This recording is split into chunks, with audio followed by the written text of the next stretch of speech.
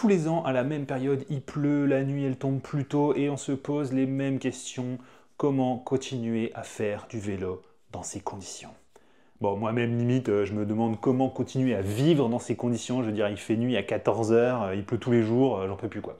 Mais bref, le vélo, c'était cool cet été, mais le vélo taf ou le vélo tout court d'ailleurs, en septembre, en octobre, en novembre, c'est un peu plus compliqué que cet été. Alors comment se protéger de la pluie, du froid, de la nuit qui tombe, etc. Alors ouais, on va pas se protéger de la nuit qui tombe, mais on va choisir des lumières, bref, vous aurez compris quoi. Alors, petit guide des must-have pour l'automne.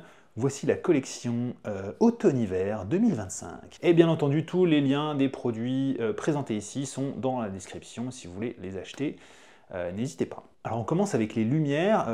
Là c'est utile que vous soyez à VTT, en gravel, en vélo de ville, etc. Vous avez besoin de voir devant vous et d'être vu. Alors pour être vu de loin, presque n'importe quelle lumière fait le job, mais pour voir bien clair devant soi, il faut une lumière puissante. On va commencer avec les lumières avant, donc pour voir devant soi. Donc la puissance d'une source lumineuse, elle se mesure en lumens, aussi en lux, mais ici on va utiliser les lumens, on va pas rentrer dans les détails, voilà. Alors un feu de voiture, ça fait environ 3000 lumens. Ouais, alors quand je dis genre feu de voiture, c'est pas une voiture qui brûle, je veux dire une voiture en plein phare, quoi. On n'a pas mesuré l'intensité lumineuse d'une voiture qui brûle, enfin à ma connaissance. Bref, les pleins phares d'une voiture, c'est 3-4 000 lumens. Et pour les vélos, les lumières les moins puissantes, elles vont démarrer à 15-20 lumens, et par contre, elles peuvent monter jusqu'à 3000. Donc c'est presque comme une voiture en plein phare, en fait. Mais côté intensité lumineuse, vous n'avez pas forcément besoin du truc le plus puissant dans tous les cas. Et donc moi, ce que je vous conseille, c'est si vous roulez en ville avec des lampadaires, dans une ville bien éclairée, etc., que vous ne roulez pas spécialement vite et tout, alors 500 lumens, ça peut suffire. Mais si vous roulez dans des zones plutôt sombres, alors il va falloir au moins 1000 ou 1200 lumens. Et ensuite, à partir de 2000, c'est vraiment puissant. Donc là, si vous croisez par exemple d'autres cyclistes ou piétons, il faudra bien baisser votre lumière vers le bas pour ne pas les éblouir. C'est jamais agréable de se prendre 2500 lumens dans la tronche. Au passage, j'ai déjà fait une vidéo pour vous montrer à quoi ça ressemble la différence entre 1000 et 2000 lumens. Je vous mets le lien par ici et dans la vidéo en description.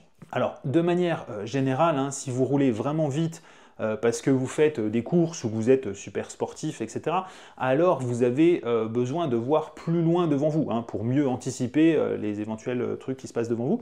Et donc il va vous falloir une lumière plus puissante. C'est comme en voiture, tu mets pas les pleins phares quand tu roules à 30, ou alors c'est que t'es un gros con. Je vous vois, je tutoie dans la vidéo, c'est un peu n'importe quoi, c'est pas grave, on doit être à la 100e vidéo de cette chaîne YouTube, c'est bon, on se connaît, on peut se tutoyer. Mais alors par contre, seulement si tu es abonné. Donc abonne-toi et je te tutoie, et sinon on se voit. Voilà, on maintient quand même une petite distance, tu vois, t'es pas abonné, on se connaît pas, on se voit, quoi, tu vois, normal. Bref, pour revenir sur les lampes, alors idéalement, prends des lampes qui se rechargent en USB-C. C'est le même chargeur que ton téléphone. C'est le cas de 95% des Android depuis plusieurs années et des iPhones depuis l'iPhone 15. Et c'est aussi le chargeur utilisé par la plupart des ordinateurs, des Mac, bref, etc. C'est un standard. Donc c'est pratique si tu pars en voyage à vélo, t'as pas besoin de câble spécifique pour tes lumières, et même si tu prends le vélo juste pour aller au travail, tu peux recharger ta lumière en journée avec le câble de ton ordi si tu réalises le matin qu'elle aura plus assez de batterie pour le soir. Ouais, je danse en même temps et tout, c'est un nouveau concept. Quelques références pour les lampes avant, les lumières avant. BBB, c'est une valeur sûre, c'est une marque de vélo, ils font pas mal d'accessoires vélo.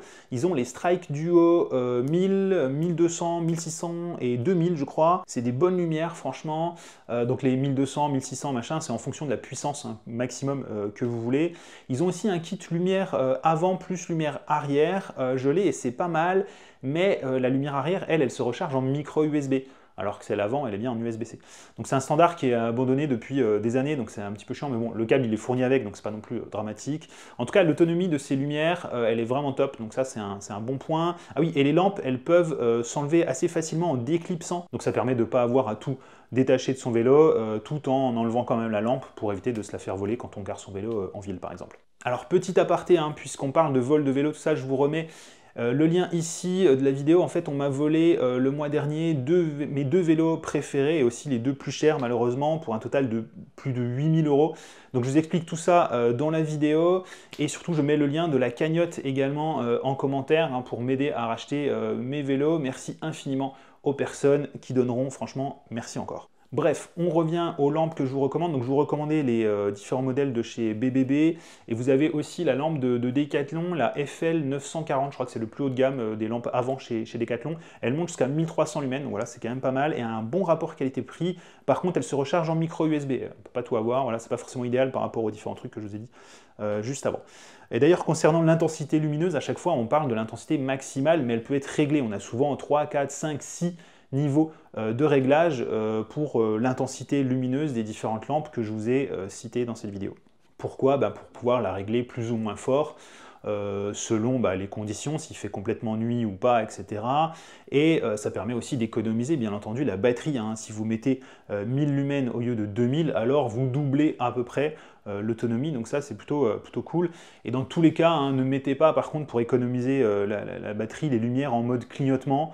Ça augmente évidemment l'autonomie, mais c'est nul pour celui qui conduit, parce qu'en fait ça flash et tout. Et c'est encore pire pour les gens qui sont en face, qui se prennent vraiment des flashs en mode stromboscope dans la tronche, c'est vraiment pas top, quoi. Ensuite, on a les lumières arrière. Alors là, on oublie tout ce que je vous ai dit pour les lumières avant. En fait, on va être beaucoup moins regardant sur la puissance hein, en général, parce que c'est moins important pour une lumière arrière, la puissance en nombre de lumens. Et pour le coup, là, vous pouvez les mettre par contre en mode clignotant, parce que justement, comme c'est moins puissant, ça fait moins stromboscope, donc ça dérange moins d'avoir une lumière qui clignote à l'arrière. Par contre, dans tous les cas, que ce soit pour l'avant ou l'arrière, ne prenez pas de lumière à pile, hein, ça fait plein de déchets qui sont rarement recyclés en plus, et donc optez pour des batteries rechargeables. En plus, à la longue, les piles, finalement, ça coûte plus cher à racheter à chaque fois et tout que les batteries rechargeables. À noter aussi qu'il existe des lumières arrière qui s'allument plus fort quand vous freinez, hein, ça fait un peu l'effet frein, comme sur une voiture, quand vous freinez, vous avez les lumières arrière qui s'allument. Mais bon, c'est pas non plus vital, c'est cool, mais je suis pas sûr que ça vaille, que ce soit vraiment utile. Je suis pas sûr que les voitures fassent vraiment attention à ça. Et je pense que ça sert à rien de prendre une lumière, on va dire 2 fois plus chère, juste pour ça, quoi. Donc maintenant, des références de lumière arrière. Donc chez Decathlon, on a la LED CD900 qui peut éclairer en rouge ou en blanc. Donc vous l'aurez compris, en blanc c'est pour une lumière à l'avant, mais c'est pas top parce qu'on n'a qu'une cinquantaine de lumens. Et par contre à l'arrière, ça suffit. On a entre 3 et 9 heures d'autonomie, et si vous le mettez en rouge clignotant, alors là on est plus proche des 9 que des 3, donc vraiment c'est très bien. 20 € USB-C, c'est parfait. Voilà, vous pouvez affronter la nuit, rouler 24 heures sur 24 jusqu'au petit matin, plus d'excuses, tout le monde roule jusqu'au lever du soleil, sauf que il n'y aura pas de soleil parce que c'est l'hiver et qu'il pleut, et hop, transition absolument parfaite vers la partie suivante, les vêtements de pluie. Franchement, cette transition, c'est 10 sur 10. Je ne sais pas ce que vous en pensez, dites-moi dans les commentaires, mais moi je m'autonote 10 sur 10. Genre, je ne peux pas faire mieux. Bref, les vêtements de pluie, parce que qui dit automne-hiver dit aussi pluie. C'est jamais marrant d'être trempé quand on arrive au boulot, ou à sa destination d'ailleurs, quelle qu'elle soit, tout simplement. Donc là, vous avez 3 choix. Hein. Soit vous avez en fait aucun vêtement, alors ne sortez pas tout nu quand même, hein, surtout en hiver, aucun vêtement adapté. Hein. Et du coup, vous êtes trempé de la tête aux pieds quand vous arrivez et c'est nul, voilà. Soit vous prenez des vêtements spécifiques pour la pluie et vous vous changez quand vous arrivez, sauf qu'en fait, faut pouvoir se changer déjà, hein, il faut avoir des vestiaires, etc., ou avoir envie de se changer devant ses collègues, chacun son délire. Et ensuite, il faut les faire sécher dans la journée. Parce que si vous allez au travail à vélo, par exemple, même si vous vous changez en arrivant, vous allez faire quoi de vos vêtements qui sont tout trempés dans la journée? Il faut bien les faire sécher, mais au bureau, c'est pas top. Ou alors, vous les remettez tout trempés dans un sac, mais c'est encore moins top en fait. Donc, c'est pas idéal. Ou sinon, la troisième option, c'est de cliquer sur les liens dans la description qui vous recommandent des surchaussures, des surpantalons et des vestes étanches, tout ça que vous allez mettre par-dessus vos vêtements classiques. Hein. Les surchaussures, par exemple, elles ont l'avantage de se mettre par-dessus n'importe quelle chaussure.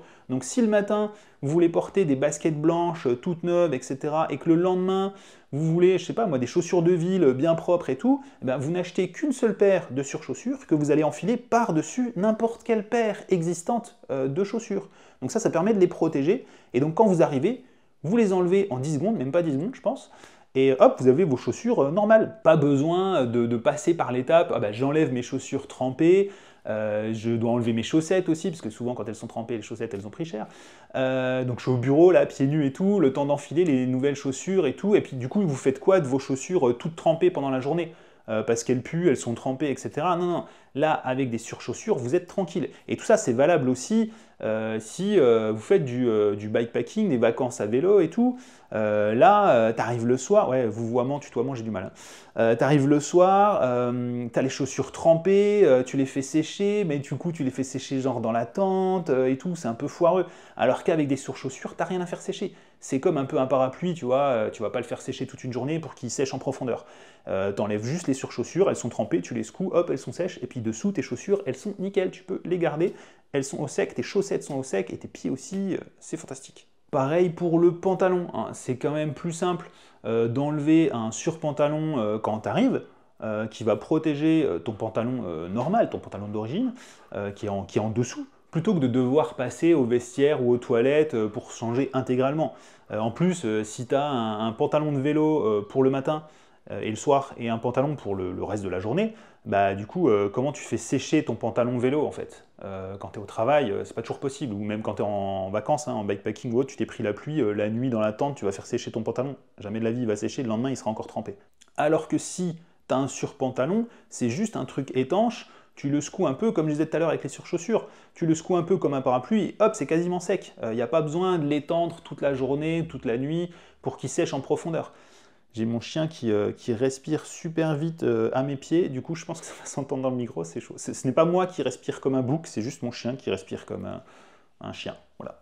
Et d'ailleurs, il y a même des surpantalons qui incluent des surchaussures. Donc encore une fois, tous les liens, je vous mets les petites images là, mais tous les liens sont dans la description, n'hésitez pas à aller regarder ça. Et enfin pour terminer, le plus simple c'est peut-être encore la veste, hein, parce que c'est pas réellement spécifique au vélo, hein. Je pense que tout le monde a des kawaii ou des vestes un peu étanches chez soi. Par contre, les surchaussures, c'est un peu un autre délire. En général, c'est un peu moins courant, quoi. Par contre, la seule différence dans les vestes étanches que je vous propose ici, dans la description là, c'est qu'elles sont aérées, hein, en particulier sous les bras et dans le dos, pour pas transpirer, parce que ouais, même sous la pluie, si vous pédalez un petit peu, là, de manière un petit peu sportive, même avec, si vous avez une veste étanche, en fait, vous allez être trempé. Mais ce ne sera pas à cause de la pluie, si vous voyez ce que je veux dire, quoi. Hein, voilà, donc il faut quand même une veste aérée. Donc voilà, pareil, tous les liens sont dans la description, mais on peut citer plusieurs références hein, chez Decathlon. Voilà, je vous mets quelques images, et tous les liens sont dans la description. Voilà, j'espère que ça vous aidera à vous équiper pour l'automne, pour continuer de faire du vélo, plutôt que de vous dire « Oh, il fait moche, il fait nuito et tout, c'est dangereux, j'y vais pas, nanana ». J'espère que voilà, ça vous aidera à continuer votre pratique du vélo, même s'il fait un temps pourri, qu'il fait nuito, etc., etc. Et maintenant, mon chien bâille, je pense qu'il est vraiment temps que j'arrête cette vidéo. On va sortir, c'est le plan. Il reconnaît le mot « sortir », donc voilà. On va y aller, on en était où là ? Bon, c'était fini quoi. Hein. Voilà. Donc, j'espère que cette vidéo vous aura aidé. Si vous avez des questions, n'hésitez pas à les poser. J'essaierai d'y répondre. Et s'il y a d'autres sujets que vous voudriez voir abordés dans de prochaines vidéos, n'hésitez pas aussi à proposer des sujets dans les commentaires. Voilà, moi j'enjambe mon chien et je vous dis à plus pour une prochaine vidéo.